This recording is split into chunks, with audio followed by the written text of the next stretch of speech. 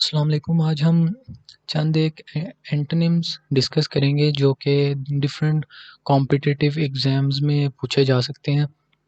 मसलन एनटीएस में पूछे जा सकते हैं और गैट के टेस्ट में पूछे जा सकते हैं और भी कई डिफरेंट कॉम्पिटिटिव एग्ज़ाम्स में पूछे जा सकते हैं। इसकी मज़ीद एंटोनिम्स और सिनोनिम्स में मज़ीद वीडियोस भी बनाएंगे, लेकिन इसमें हम चंद एक एंटोनिम्स को डिस्कस करेंगे। मैं आपको हर एक ऑप्शन और हर एक एंटोनिम का मैं आपको मीनिंग भी बताता जाऊँगा।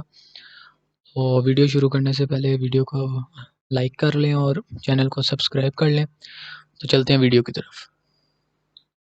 तो नंबर 1 हमारे पास एंटोनिम जो आ रहा है वो है फ़िकल। फ़िकल का मतलब होता है बदलते मिजाज वाला। इसके ऑप्शंस देख लेते हैं। ऑप्शन ए में हमारे पास है करेजियस। करेजियस कहते हैं बहादुर को। तो फ़िकल बदलते मिजाज वाला, करेजियस तो नहीं हो सकता। उसके बाद हमारे पास आता है सिंसियर। सिंसियर कहते हैं मुखलिस को। नंबर ऑप्शन सी में हमारे पास स्टेडफास्ट। स्टेडफास्ट कहते हैं साबित कदम। और डेल्टा में हमारे पास है हम्बल। हम्बल कहते हैं आजिज को। तो फिकल का एंटोनिम क्या होगा? स्टेडफास्ट, क्योंकि फिकल का मतलब था बदलते मिजाज वाला और स्टेडफास्ट का मतलब है साबित कदम। तो साबित कदम इसका करेक्ट ऑप्शन है। नंबर 2 में हमारे पास है हाइपोक्रिटिकल। हाइपोक्रिटिकल का मतलब होता है मुनाफिकाना। तो ऑप्शन ए में हमारे पास है जेंटल। जेंटल का मतलब होता है नरम मिजाज वाला, नरम। और ऑप्शन बी में हमारे पास सिंसियर, मुखलिस। ऑप्शन सी में हमारे पास एमिएबल। इसका मतलब होता है मिलनसार, जो खुशी अखलाक होता है, हर किसी से खुशी अखलाकी से मिलता है। और डेल्टा में हमारे पास है डिपेंडेबल। डिपेंडेबल कहते हैं काबिल एतमाद, जिस पर भरोसा किया जा सके। तो इसका जो आंसर होगा वो हमारे पास होगा सिंसियर। नंबर 3 पे आते हैं। तो नंबर 3 पे लिखा हुआ है एसेंशियल। एसेंशियल का मतलब होता है ज़रूरी। इसके ऑप्शन ए में लिखा हुआ है एक्स्ट्रा। एक्स्ट्रा का मतलब होता है इजाफी। बी ऑप्शन में हमारे पास नोट्स। नोट्स का मतलब होता है कुछ नहीं। इसका एक लुग़वी मानी यही है। और नंबर सी में माइनर। माइनर का मतलब होता है मामूली। और डेल्टा ऑप्शन में ट्राइवल या ट्रिवियल। इसका मतलब होता है, इसका मतलब भी मामूली होता है। जो माइनर का मामूली होता है, ट्रिवियल का भी मामूली होता है। तो एसेंशियल का हमारे पास, एसेंशियल चूँकि उसका मतलब है ज़रूरी, तो इसका एंटोनिम होगा एक्स्ट्रा, जो कि करेक्ट ऑप्शन है। नंबर 4 पे हमारे पास है जो एंटोनिम जिसका फाइंड करना है वो है रिवील्ड। रिवील्ड का मतलब होता है ज़ाहिर करना। ऑप्शन ए में उसने दिया डिनाइड। डिनाइड का मतलब होता है इनकार कर देना। बी ऑप्शन में उसने कॉन्सील्ड दिया। कॉन्सील्ड का मतलब होता है छुपा हुआ। ऑप्शन सी में उसने दिया इग्नोर्ड। इग्नोर्ड का मतलब होता है नज़रअंदाज करना। और ओवरलुक्ड का भी मतलब होता है नज़रअंदाज करना। अब इससे भी आप पता कर सकते हैं कि अगर एमसीक्यूज़ में दो ऑप्शन के मीनिंग सेम है तो वो दोनों ऑप्शन ही नहीं होंगे। ऐसे आप दो ऑप्शंस को एलिमिनेट कर सकते हैं और बाकी दो में से कोई फाइंड करना आसान हो जाएगा आपके लिए। तो ये अगर दो के मीनिंग सेम है तो आप उसे एलिमिनेट कर दें और बाकी दो में से फाइंड कर लें। अब ये रिवील्ड का मतलब है ज़ाहिर करना, तो इसका एंटोनिम होगा, उल्ट होगा, वो होगा कॉन्सील्ड, क्योंकि कॉन्सील्ड का मतलब होता है छुपा हुआ। तो बी ऑप्शन क्या है हमारे पास? करेक्ट है। उसके बाद नंबर 5 पे हमारे पास उसने दिया हुआ है माइनर।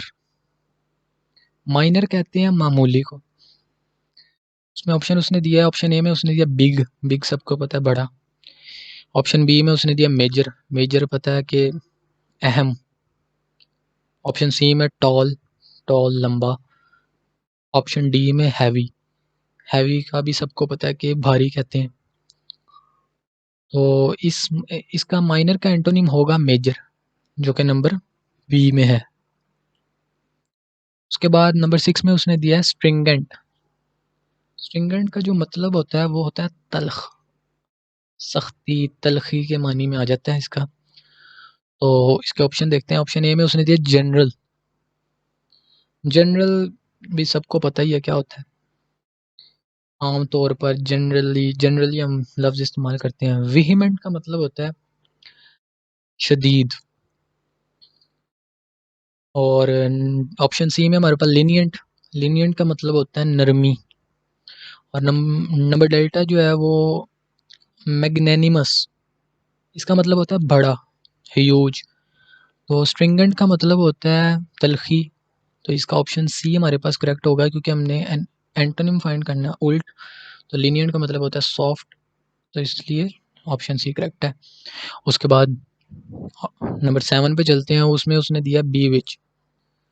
इसका मतलब होता है, जो लुग़वी मानी है वो ये है कि जादू करना, लेकिन इसमें हम ये भी मानी होता है इसका दिल फ़रेब।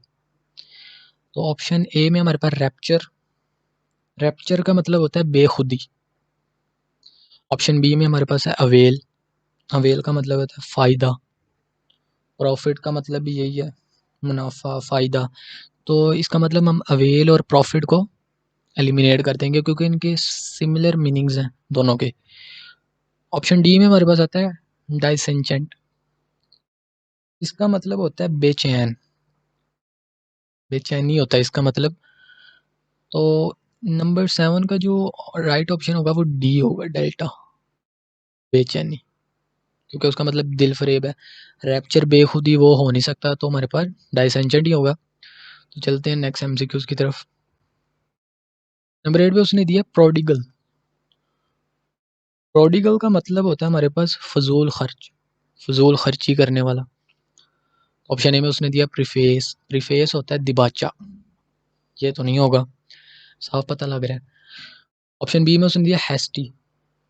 हैस्टी का मतलब होता है जल्दबाजी करने वाला, जल्दबाजी। रेकलेस। रेकलेस का मतलब होता है लापरवाह।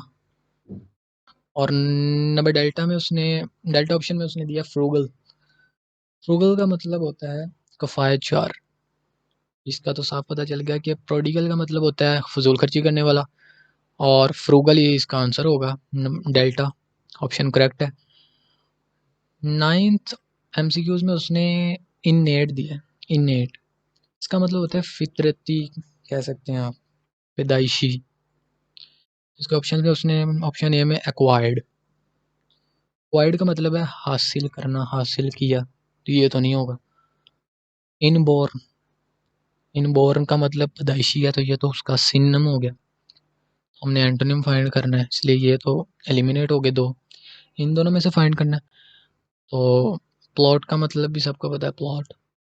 और नंबर डेल्टा ऑप्शन में हमारे पास सोब्राइटी, तो यही रह गया, यही होगा। और इसका मतलब है संजीदा। संजीदा इसका मतलब है, ये लोग भी मानी है, क्योंकि बाकी तो एलिमिनेट कर दिए थे हमने, बचा यही है। तो इसका जो लोग भी मानी वो संजीदा है। तो ऑप्शन ये डेल्टा करेक्ट है। 10th एमसीक्यूज में उसने कैटेक्लिज्म दिया। कैटेक्लिज्म का मतलब होता है तबाही। तबाही के मायनों में आ जाता है। उसकी जो ऑप्शन दिया उसने नंबर अल्फा में उसने दिया क्विबल। क्विबल का मतलब होता है लर्जना। ऑप्शन बी में उसने दिया पीस। पीस का मायने होता है अमन, सुकून। ऑप्शन सी में उसने दिया कंजक्चर। कंजक्चर का मीन होता है कि तुक्का लगाना। और ऑप्शन डेल्टा में उसने दिया डलयूग। डलयूग का मतलब होता है सैलाब। सैलाब तो नहीं हो सकता, कंजक्चर भी नहीं हो सकता, तुक्का लगाना भी नहीं हो सकता। कोई का मतलब तो होता है, वो भी नहीं हो सकता। बल का मतलब होता है लर्जना, तो ये भी नहीं हो सकता। तो बीटा बचा। ऑप्शन बी में हमारे पास पीस है, उसका मतलब होता है अमन। और कैटेक्लिज्म का मतलब होता है तबाही। तो हमने एंटोनिम बताना है, तो इसका बीटा ऑप्शन करेक्ट है। अगर आपकी वोकेबलरी अच्छी है तो आप इन एंटोनिम्स और सिनोनिम्स को आसानी से सॉल्व कर सकते हैं। ये एंटोनिम्स और सिनोनिम मुख्तलिफ कॉम्पिटिटिव एग्जाम में पूछे जाते हैं। वीडियो अच्छी लगी तो वीडियो को लाइक कर दीजिएगा, और चैनल को सब्सक्राइब कर दीजिएगा और मिलते हैं अगली वीडियो में। तब तक के लिए अल्लाह हाफ़िज़।